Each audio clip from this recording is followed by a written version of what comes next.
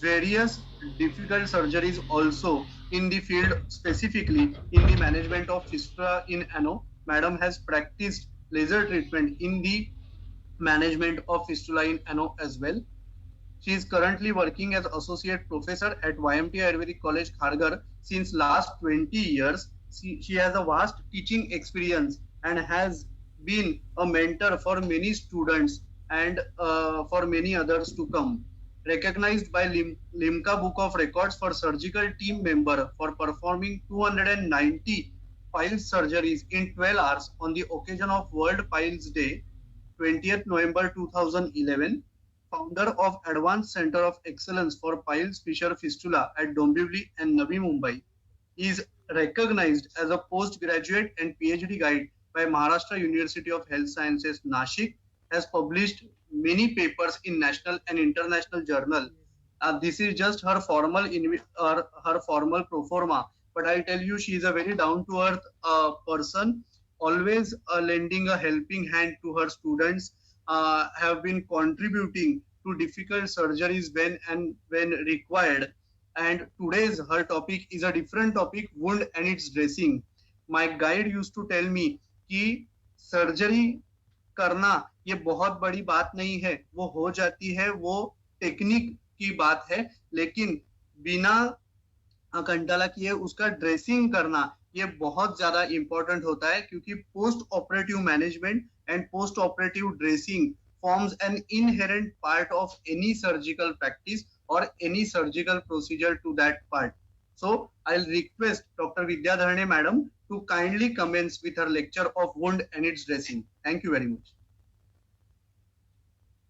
Thank you, Dr. Rishikesh, for a nice introduction. Thank you so much. So, my today's topic is wound and its dressing. As if now I know that you have completed almost all aspects of wound, its wound healing, that its management and all. So I am not focusing on the theory part of wound. I am focusing on the practical approach or what you should follow in your clinical practice. That is the gist of my today's lecture. I hope this lecture will be informative for you and it will be help you in your future. So my today's focus is important points not to be missed in clinical practice. As if now you have seen n number of points, everybody has focused his view, but in your clinical practice, there are some points you should not ignore or you should not miss in wound if you are taking care of that wound. If you are doing the wound healing practice. It's the first part of my lecture. My second part of lecture is the Ashtavidha Vranachikitsa Vichar in clinical practice. You all know there are Shashti Upakram described by Acharya Sushruta for the Vrana. But I am not going in details of the Shashti Upakrama. I am focusing only and only 8 procedures, the 8 Kriyas Sushruta has described in this Shashti Upakrama for wound management, for the Shodhan and Ropan of wound. So we will see that 8 Upakrama and we will see how we can do that 8 Upakrama in our clinical practice. And last but not least, how I do it. What are the secrets of my practice? What are the techniques I have developed for the wound healing of my practice, that is proctology practice. So the first point that I want to say, never ever ignore exudate.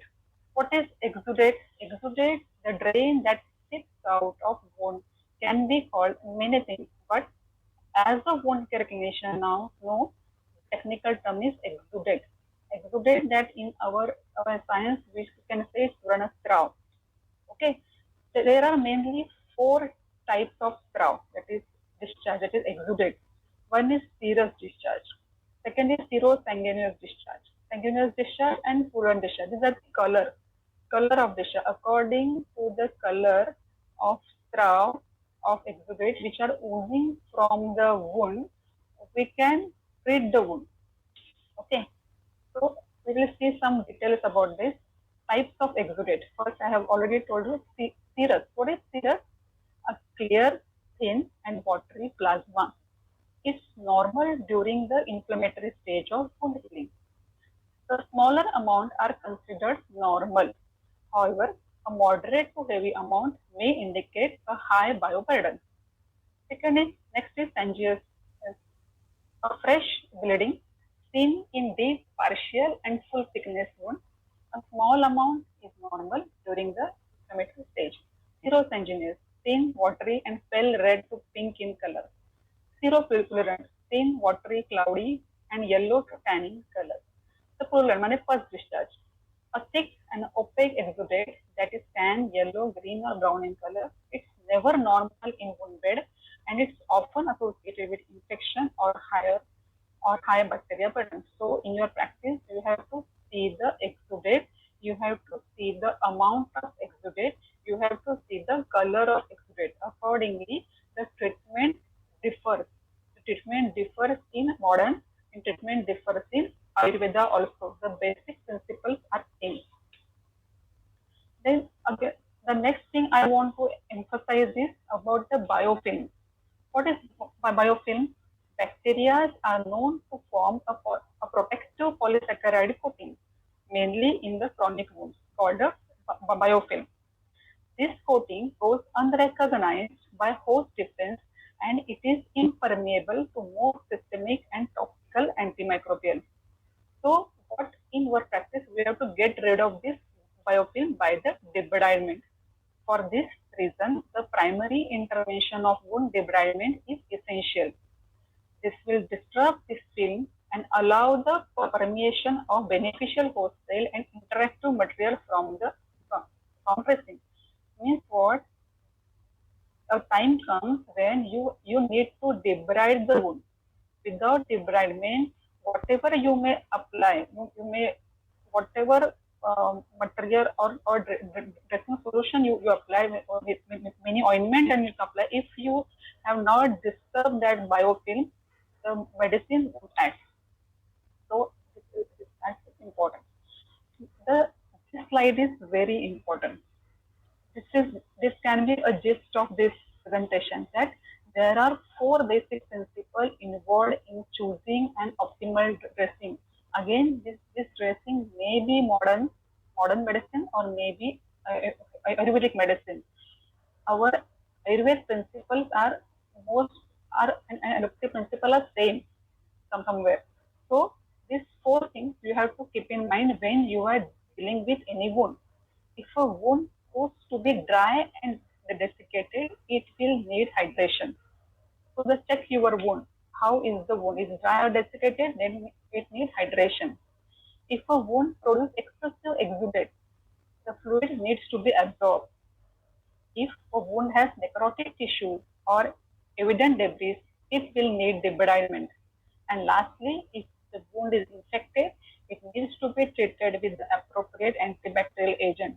These 4 principles remain same in our whole treatment protocol. You can understand in this next slide also. Again, one can choose dressing material on the basis of stages of wound healing. You have all have learned till now the stages of wound healing. I am not going in detail of it. Just I am here to tell you which dressing material you have to use in that stage. Okay. There are 3 main stages of wound healing. First stage is inflammation. Second is proliferation. This proliferation stage is divided into 3 phases. First phase is granulation. Second phase is angiogenesis and contraction. Third phase is reepithelialization, and the third stage of wound healing is maturation. Okay. So in every stage, each of these phases need to be treated differently to encourage a healthy transition into recovery. Now comes to the first stage, that is inflammation. Inflammation phase focus on the cleaning and preparing the wound bed for the rest of the healing process. Okay, so here you need to use the antiseptic solution. aim is to protect the wound from infection. So, to protect the wound from infection, use any antiseptic solution. The commonly used solution is betadine. The second stage, it is proliferation. Among it, the first phase is granulation. What is granulation? It begins rebuilding the damaged area of wound with the production of granulation tissue. Here, the granulation tissue starts forming. This tissue contains collagen protein generated by fibroblasts, resulting in the development of supporting network of connective tissue. So, in this stage, collagen dressing can be used to assist in process of collagen production, especially for wounds that are healing slowly at this stage. So, what we can use? We can use a collagen dressing, that is Cynorheal, or any other collagen dressing can be useful in this stage. The second phase is angiogenesis. Angiogenesis and contraction. What is angiogenesis? Angiogenesis is the process of rebuilding blood vessels within the wound. For this, here oxygen is allowed into the wound, which is very important at this stage. So, for angiogenesis, oxygen is essential. Okay, so the dressing material should be like that, which can give the wound more oxygen. And the contraction, wound contraction begins once the connective tissue within the wound have been repaired and the body is ready for wound to be closed up. That is called the contraction. Here, we need some breathable wound dressing because wound need oxygen. So, bandaging or non-bandaging of wound is essential here. We have some concept in our science, that is bandhya and abandhya. I will talk about this concept in my later slide. Just keep this in mind, that here we need some breathable wound dressing. Here, the wound should covered with gauze also allows oxygen to pass. So, we can use thin gauze for the dressing. Here, padding is not essential. You can keep just a thin gauze which can permit oxygen towards the wound, or you can use the oxym spray. Where we can use the oxym spray? Oxym spray is essential when there is angiogenesis, not from the first day of wound dressing. Okay, so these are the small points you have to keep in your mind. Phase 3, that is re-epithelialization. Under proliferation, the phase 3 is re-epithelialization. During this phase, epithelial cells return to resurface the wound and complete the sealing process of affected area. Here what is important. During this stage, moisture is essential. Okay. Again, just keep this my word in this slide is important in my later on presentation. During this stage, moisture is essential in assisting the cells to move more easily beneath the scar tissue. Okay. Without a moist healing environment, scab become hard and epithelial cells struggle to migrate easily underneath the necrotic cells, possibly leading to permanent scarring. So, in this phase, we need to keep the wound moisture intact. In the first phase, when there is exudate formation, we need some dry dressing. Okay. Second stage, when there is angiogenesis, blood vessel formation, we need oxygen. In third phase, when there is epithelialization, we need some moisture. We need the wound environment should be moist. Okay. So here we can use the hydrogel dressing. Hydrogel dressing can be used to keep your wound hydrated and protect it from infection. Using hydrogel dressing during the reepithelialization period will keep the scar tissue moist and support the epithelial cell environment. So here you can use the hydrogel. Hydrogel should not be used from the first day of the wound. It should be used when there is formation of granulation tissue, then only the wound is fresh, there is no discharge, then only you can use the hydroheal. The third phase, the last stage is maturation. After the proliferation, wound healing phases are complete. The wound enters the maturation stage, which can last for months or even years. So always educate the patient if there is scar or any fibrosis after the post-operative wound healing. Educate them that this is the maturation stage. Your wound is maturation stage. It will take months or years to become the normal scar tissue. Okay. So for our clinical practice, I have divided the commonly used dressing material, that solution, into these four groups. Antiseptic group, there is betadine. Defluffing solution like hydrogen peroxide and usol. For the cleaning purpose, we can use spirit, ether, NS, Savlon. Anti-edematous, that is max dressing, and other is tincture benzoin. These are the commonly used drugs or common dressing material which is available in all general practice clinic or any other practitioner. So we need to learn which solution should be used in which condition, what precaution should be taken while using this solution, and where it should not be used. So first, the most favorite antiseptic solution used by all the practitioners is betadine. It's a germicide compound solution combined of iodine and povidone. Iodine has a good antiseptic property, but as well as some toxic properties are there, which can be harmful for the wound healing. So to minimize it, povidone is added. So the combination of iodine and povidone is an antiseptic solution. It is used cleaning of unhealthy wound, part preparation during operation, gargle, and irrigation. Disadvantage, it causes more stain, or you cannot use a betadine in one patient for a longer time because it contains iodine.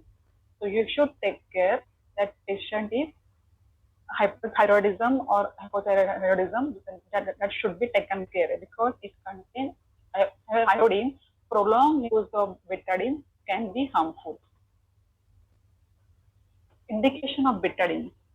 As betadine is germicide, it has bacteriostatic as well as bactericidal properties.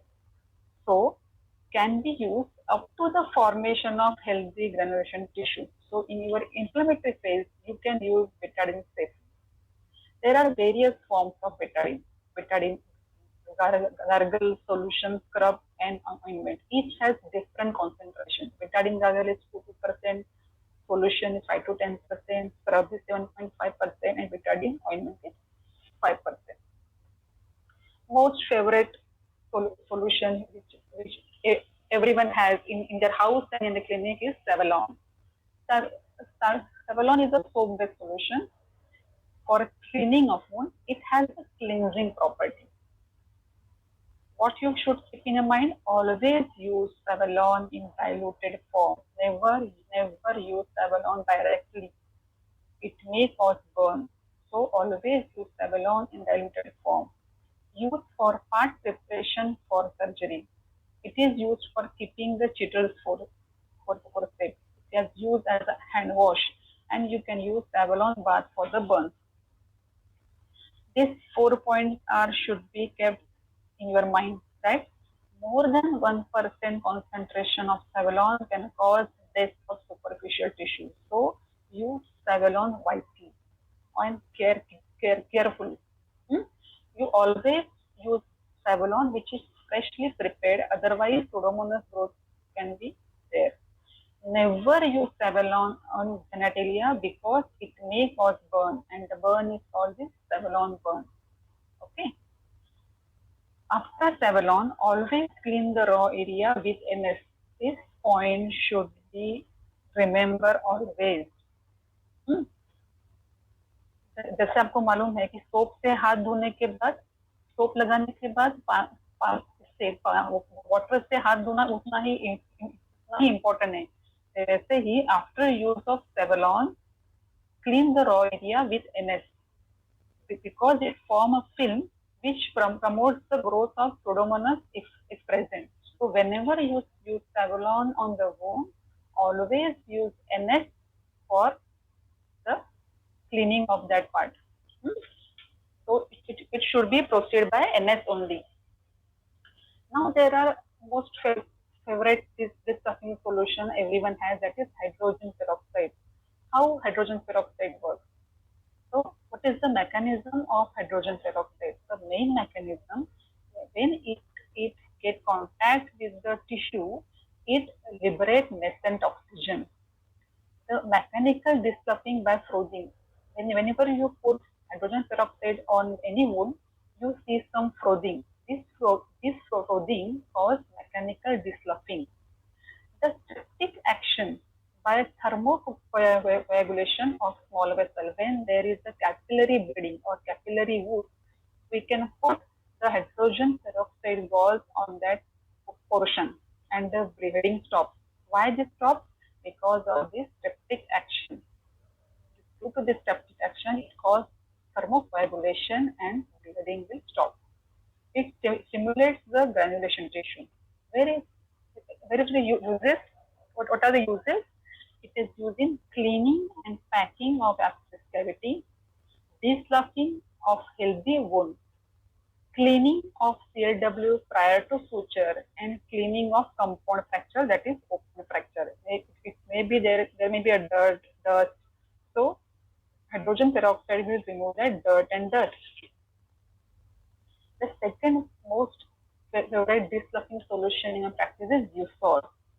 How is Usol formed? Usol is not a very dramatic drug. It's a combination of only three drugs. That is bleaching powder, boric acid, and distilled water. 12.5 gram of bleaching powder, which is freely available in market. 12.5 gram of boric acid, which is also freely available, and distilled water. The combination of three in this proportion form the Usol. How Usol works? In last slide, in hydrogen peroxide, we saw if when the hydrogen peroxide comes into the contact of tissue, it liberates nascent oxygen. Here, when this Usol solution comes into the contact, it liberates nascent chlorine. Okay, this chlorine reacts with the protein and converts the slough into a soluble slough. Okay, so what is the key point?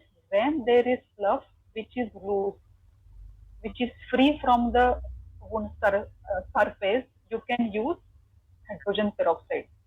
And when the slough or the debris are adherent to the wound, they are stuck to the wound, then you have to use Usol. This is the basic difference while using both these sloughing agents. Okay, so it's actually chemical desloughing agent. It is antiseptic. Type of application, you can use the Usol bath, you can use the Usol pack, or you can use the Usol drip. A continuous drip on a wound can remove the debris of that wound, that slough on that wound. It made the slough into a soluble slough. Last but not least, the cleaning solution is normal saline. It's one of the gold standard solution for cleaning of any wound. If you are confused, if you don't know how to clean the wound, and you don't have anything to clean any wound, you can use normal saline, NS. NS is the best gold standard cleaning solution for any wound. It can be used for a wash. This slide also keep in mind, because when I am talking about the Ayurvedic principle, I will talk about this slide. Last but not least, spirit. Spirit is the thing which we are not using directly on the wound because it causes the irritation and pain. But where you can use this, you can at the injection site, cleaning of the suture line, during the part preparation to remove the excessive betadine, and one more, which is the one last one, to clean the peripheral skin of that wound. If you make a habit to clean the peripheral skin of wound, it will add more success in your wound healing, because the discharge which slips out, exudate which slips out from the wound accumulate on this peripheral wound. If you don't clean the peripheral skin, it will cause the secondary infection. So for the wound dressing, for the wound management, make an habit to clean that peripheral skin with spirit. Spirit is the best antiseptic solution, number one. But we cannot use it on directly on wound because it is irritant and it causes pain. But you can use it on the intact skin. So here ends the first part of my lecture of the modern aspect and modern solution which we can use in your daily practice. Now the second part is about the Ayurvedic concept. Which Ayurvedic products or which Ayurvedic theory we can apply while the wound management. So you all know there are Shashti Upakrama. So Sushruta has described in the Chikitsa Stan that the Shashti Upakrama. They are from the shlok number 11 to shlok number 132. As we all know, when Sushruta starts with any Upakram, suppose he has started with Upakrama Apatarpan. So Apatarpan comes at shlok number 11. Apatarpan, Ale, Parishek and other, and the last one is Raksha. Raksha Vidhan. So Raksha Vidhan is the shlok number 31. So all 60 Upakrama should be in sequence. Okay, this is our assumption. But at the shlok number 52, he starts with the Ashtavidha Vrana Upakram. What are the Ashtavidha Vrana Upakram? That is Kashaya, Varti, Kalka, Sarpi, Taila, Rasapriya, Avachurna. They are for the Shodhana Ropana of this wound. After Avachurna, in this Tika, he says, Shodhana Puna Ashtavidha, Kashaya, Varti, Kalka, Gruta, Taila, Rasakriya, Churna, Dhupanena. So we assume that Kashaya is started, then he told about Varti, Kalka, Gruta. After Dhupan, he should shift on the another Shashti Upakrama. But what happened? In Sushruta Chikitsa Stan 1, that same Shashti Upakrama, on shlok number 51, he says about the Kashaya. Next, Varti, Kalka, Gruta, Taila, Rasakriya. In the same sequence, 52, 53, 54, 55, up to 60. But this Kashaya is specifically for the Shodhan. Shodhana Kashaya, indication and Kalpa use. Shodhana Varti, indication and Kalpa use. Shodhana Kalpa, Shodhana Gruta, Shodhana Taila, Shodhana Rasakriya, Shodhana Churna. Sorry. These all are for the only Shodhana. This up to the shlok number 52 to 60. In shlok number 61, he says, after using the above treatment, that Kashaya, Taila, Varti and all, the Vran should become Shuddha. The Vran should become Shuddha. Divasala, Madhush, Lakshmi, Vedana, all. The Vran should become Shuddha. And when the Vran becomes Shuddha, then he again says about Kashaya, Varti, Gruta, Taila, Raskriya and Churna. Shlok number 61 to 72. Again he repeat all this kalpa, but now they are in a Ropana form. Ropana Kashaya is indication and kalpa. Ropana Varti is indication and kalpa. Ropana Kalbruta, Ropana Taila, Ropana Rasakriya and Ropana Churna. So every kalpana has its own indication and has different drugs.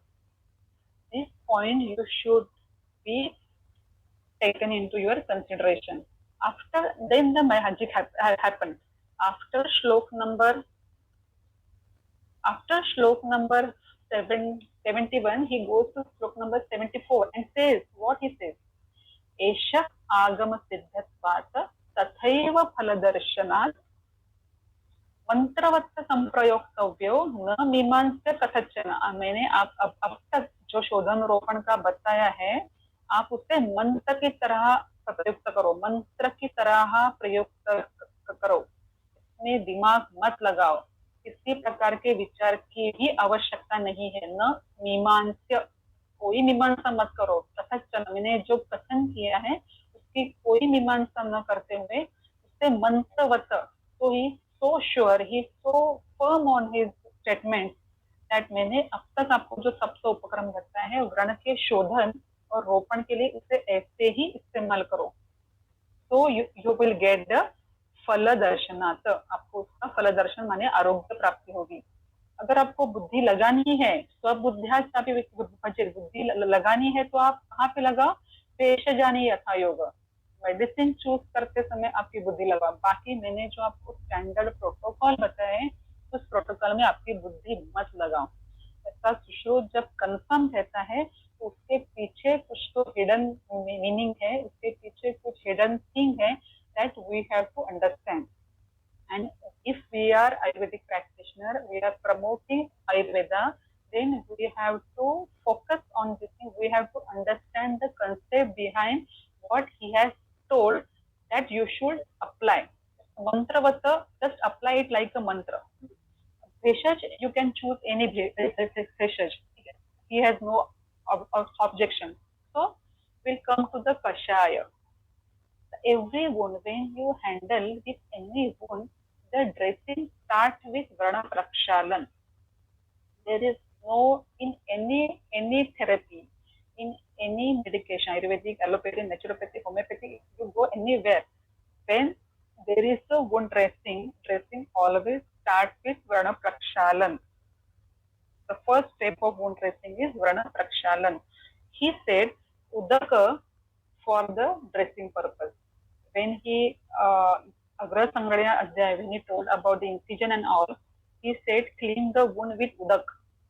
So Udak from Sushruta side is one of the Vrana Prakshalana Aushad. So when we, in my previous slide, I told you just keep in mind NS, normal saline. When you don't know how to clean the wound, you can use NS. Like Sushruta says, if you don't know anything, use Udak as Vrana Prakshalan. Or you can use Kashai. The Kashai of two types. You can't use any Kashai for anything. There are two types of Kashai. Shodhana Kashaya and Ropana Kashaya. The indication of Shodhan Kashaya, Durgandha, Kledavanta, Pichila, mane Dushtavrana.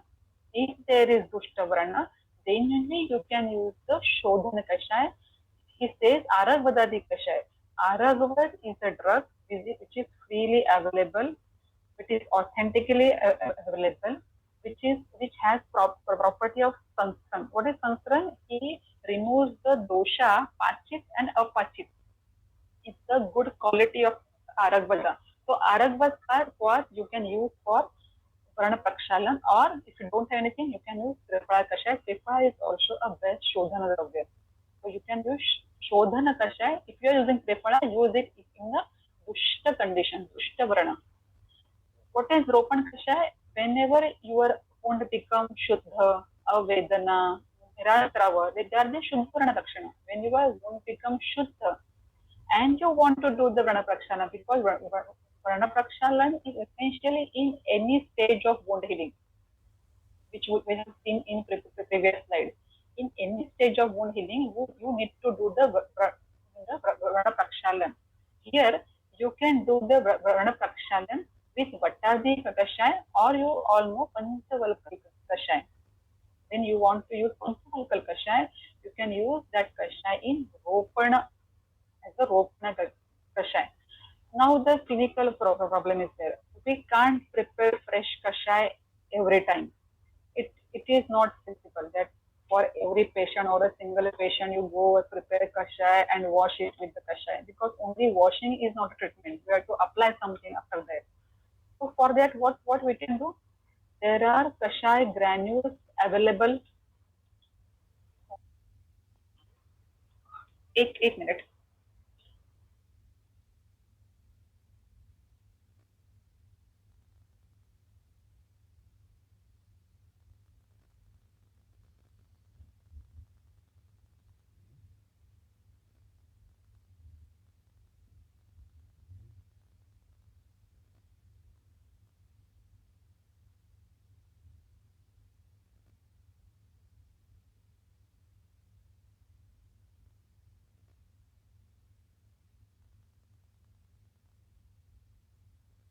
Hello, एक minute. Yes, madam, no problem. हाँ, stop.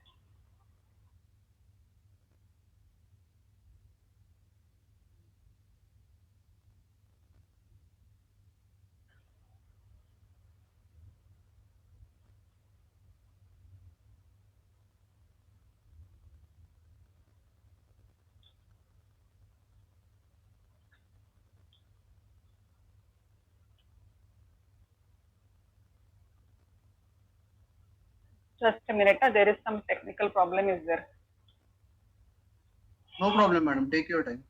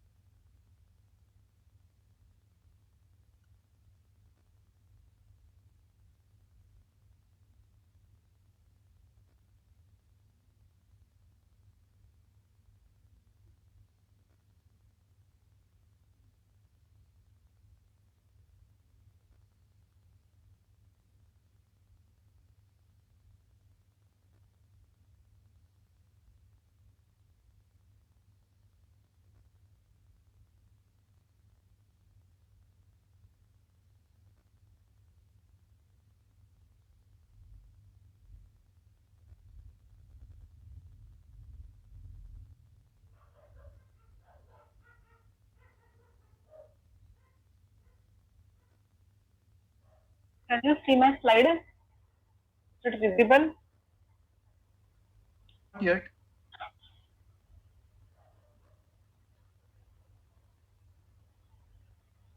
Is it visible? No, madam, not yet.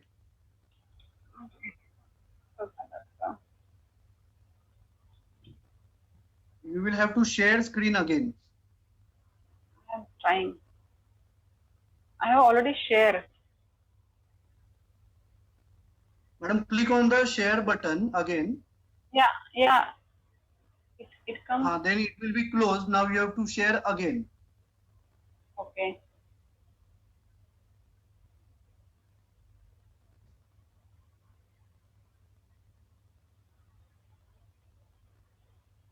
I have done. Yeah. Yes. It's possible.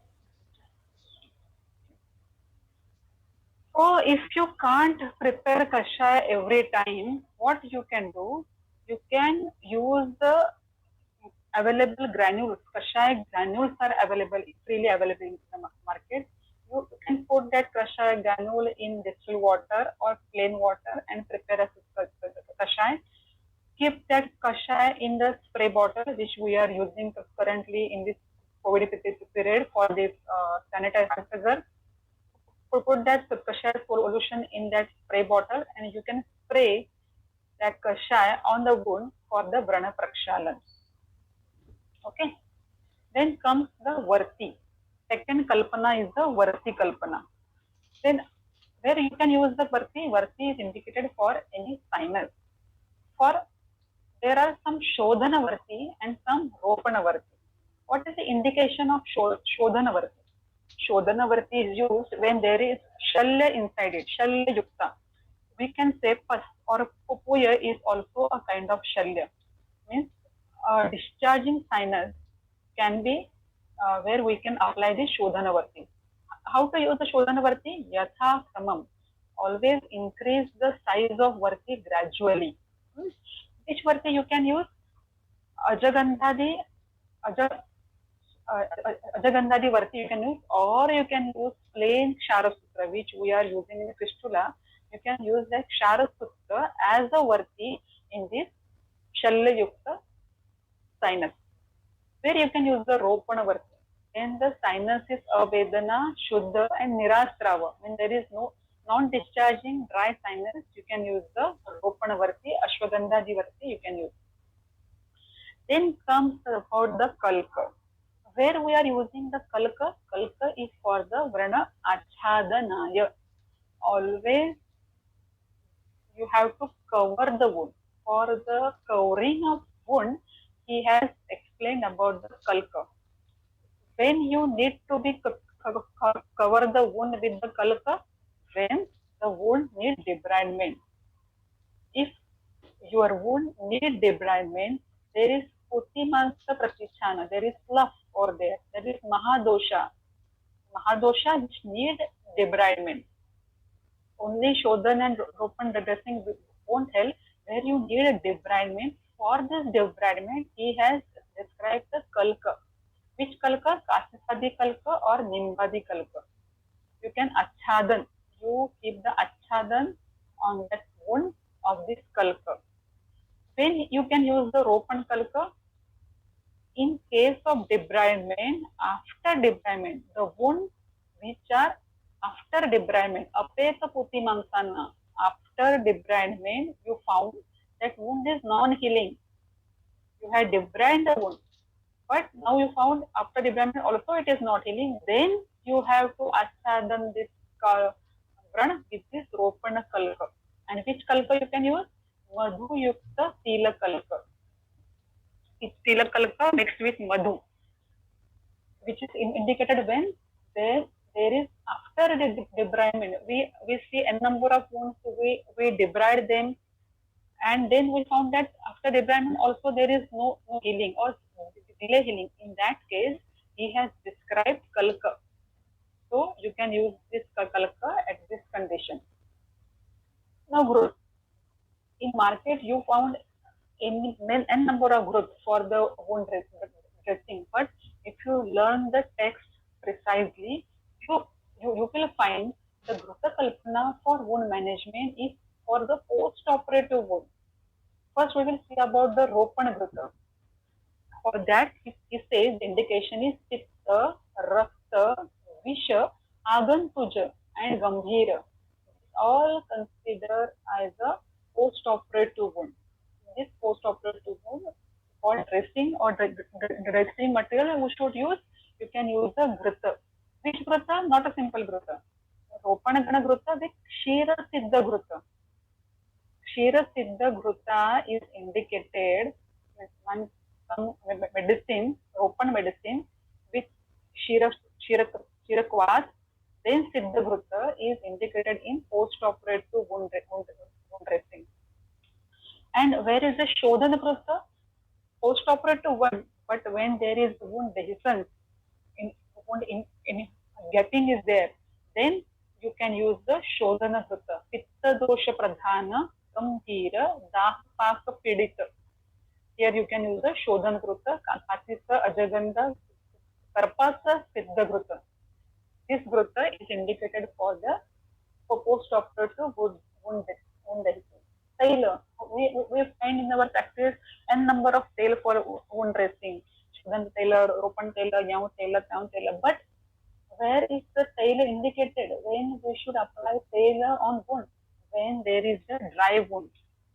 If you remember my previous slide, when there is moisture in the wound healing stage, when there is moisture needed, wound should be moist. Then at this stage, you can use the Taila Kalpana. So, for the Ropan tailor, kapha vata prakopa means contracture. When there is a wound contracture, we can use taila dressing. शोधन तैल उत्सन्न मांस अस्निग्ध मांस अल्प when there is a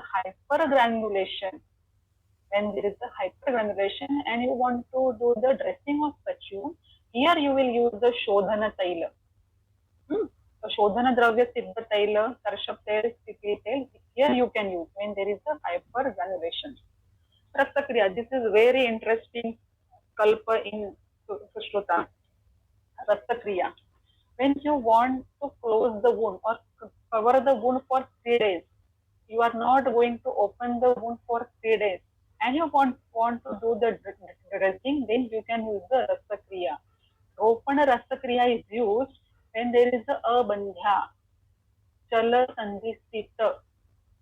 When there is, if you remember my previous slide, when there is no need of bandage, won't need oxygen, then it is called abandhya. Chala sandhi sthita. When we can't keep the bandage over here, so we can apply the paste, which will work as a wound dressing or as a bandage. The both aims will be achieved by Rasakriya. Shodhana Rasakriya, where you can use Shodhana Rasakriya, till now Shodhan not achieved. The previous 6 upakram you have done, till you find that there is no Shodhan achieved. The serum ulcer, the slough is there, means we can say the chronic non-healing ulcer. In chronic non-healing ulcer, we can use Rasakriya. The paste should be applied for 3 days and remove after 3 days. So this is the point of research for the upcoming researcher. Churna, dusting powder. Where should use the churna? The churna should be used, the Shodhan churna is used for agambhira and durgandhavrana, that is lacerated wound. That is just laceration, you can use the dusting. Which dusting Shodhanavarti content churna you can use as the dusting. Ropana for the some tiramamsa, focus for this you can use the Ropana churna for dusting. That is Triphala and Lodravi churna. Then comes the my favorite topic is Bhupan. Bhupan is the thing which Sushruta has described from the day 1 of the wound. We can use Bhupana from day 1 till the wound healing. It is used in Vatasmaja, Ugraruja, and there is Strav, Shauma Yavasarpi Bhupa. This till now we have completed the modern aspect. We have completed the Ayurvedic theory part and the practical approach. Now comes about the third part, how I do it. As you all know, as per the introduction given by Dr. Shashikesh, I have most of the patients of anorectal disorders, and I have to deal with the anorectal post-operative wound. While dealing with anorectal post-operative wound, I keep in mind these 4 things. First is proper.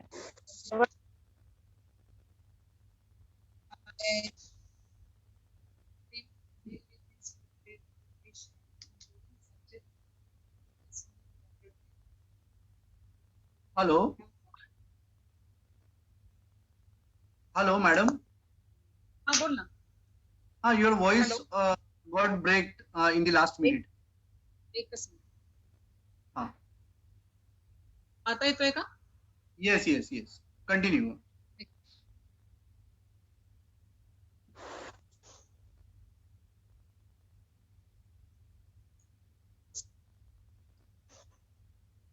No, madam, it is not coming. हाँ ठीक आहे. मी जरा Okay. आतोय ना. हाँ. There should be proper drain. Okay. Second thing is very important is SIDS bath. We'll see about it. SIDS bath has a crucial role in post-operative wound healing of anorectal diseases. Third, which I have developed in my 20-year practice, I train my patient for the self-dressing. So what is self-dressing? I will teach you. So I encourage my patient for the self-dressing. Patient does his dressing by his own. And the fourth, last but not least point is the frequency and consistency of stool. Whenever you deal with any post-operative anorectal patient, always focus on the stool, the consistency and frequency. The frequency should be once in a day and consistency should be soft. So you have to adjust your diet, you have to adjust your medicine accordingly so that patient will get stool once in a day and soft stool.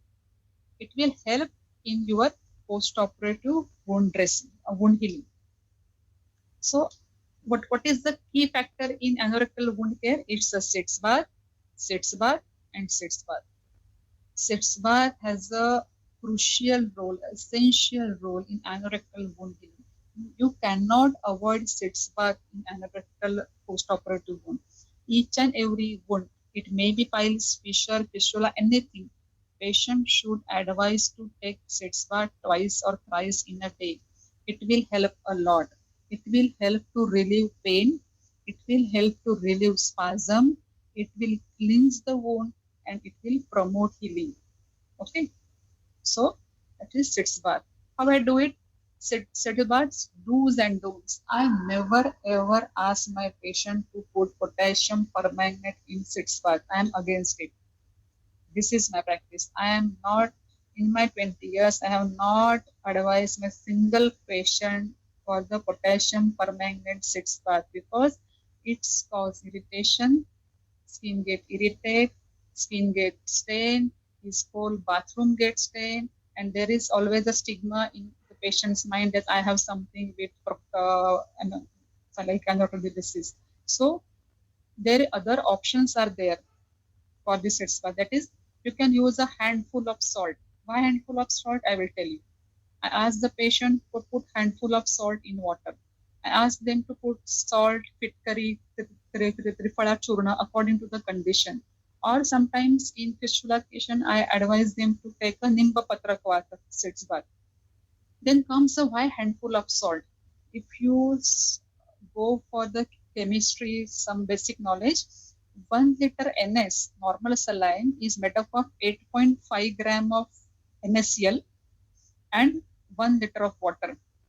If you add 8.5 means 9 gram of salt in 1 liter of in water, you will get 1 liter of NS. For any patient for a sitz bath, you need 3 liter of water. So the formula comes, a handful of salt. Handful of salt may be 20 to 25 gram of salt. So every time patient can't weigh the salt, no? So ask the patient to put handful of salt in the sitz bath water. Here the concept of both Ayurveda and allopathy comes. Here it becomes a normal saline.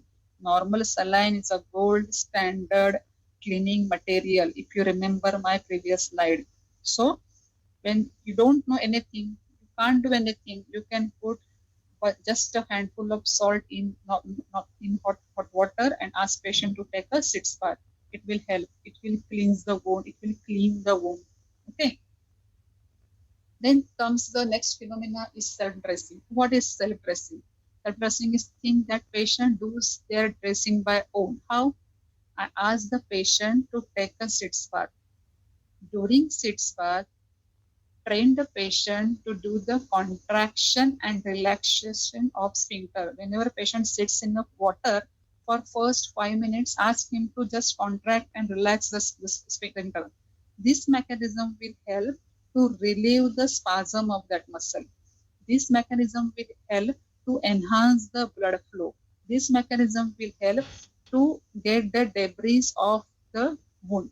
So ask the patient to contract lesson, and this after 5 minutes, the whole area will become painless. It become numb. And ask the patient, train the patient to clean the wound with his own blunt fingertip.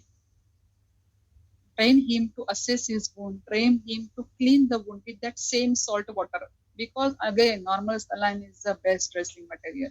Ask the patient to clean the wound with that salt water. After salt water, ask him, after sitz bath, ask the patient to wipe the wound with tissue paper and cotton after the sitz bath. And Ask him to keep a dry, soft cotton in between the buds to prevent the friction. This everything is called the self dressing, and this is very useful.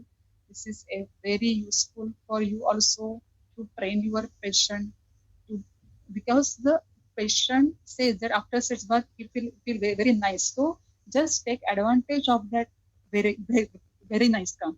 जब वो पानी में बैठेगा उसका pen खत्म होगा. Ask him to clean the wound when he is in that water only. Okay.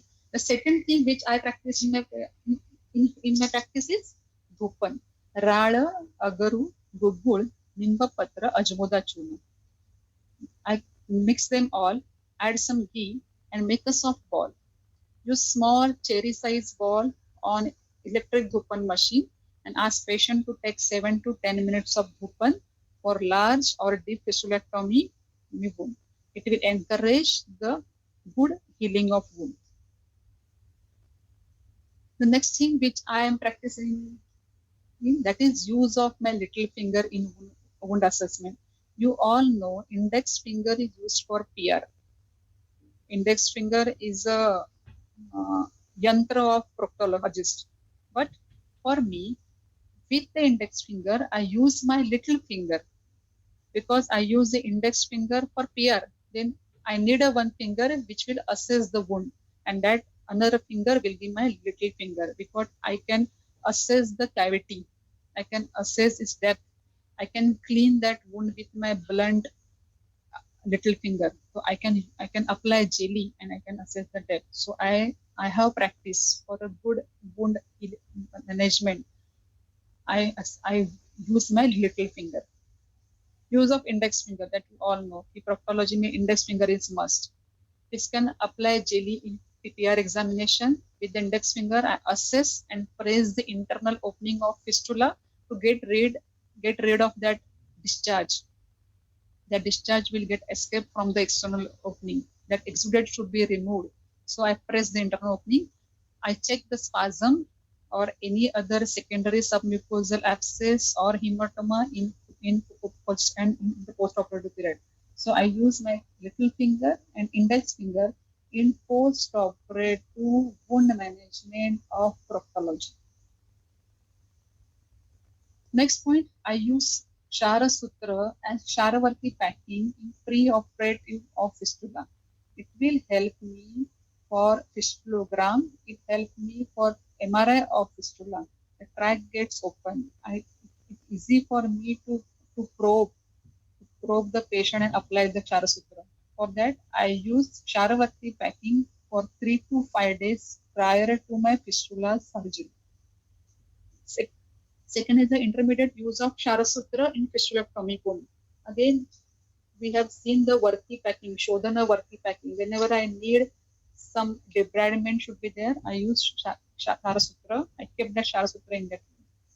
And I take care of drainage and maintain the slope of that wound, which is very essential. Always there should be a proper slope. The exudate or the drain should escape. The serous which is coming from the wound should be escaped from the wound. It should not be trapped like a gutter. So there should be proper drainage and should maintain the slope. I mostly use dry gauze dressing during early stage because dry gauze will promote the oxygen transmission. Dry gauze will absorb the excessive exudate and it will promote the healing. I will intermediate use of Shara Sutra, Sharavarti packing. I use Jatadi with the gauze for dressing in late stage, and I regularly use Dhupan for the deep. This thing I do in my practice, and it's come to the end of this lecture. Thank you. If you have any doubt, you can ask. Thank you very much, madam. As usual, it was a very nice, elaborative lecture, and I am very thankful to you for actually telling us the implementation of Shashti Upakramas, specifically in Shodhan and Ropan type, used in dressing arbitrarily by many physicians. It is very important to know the actual role of disinfectants which we generally used in a haywire. Thank you very much again for accepting the request to present a lecture on our dais. It is our pleasure to have you here, madam. Thank you very much. Thank you. Thank you. Yes, madam, there are questions in the chat box.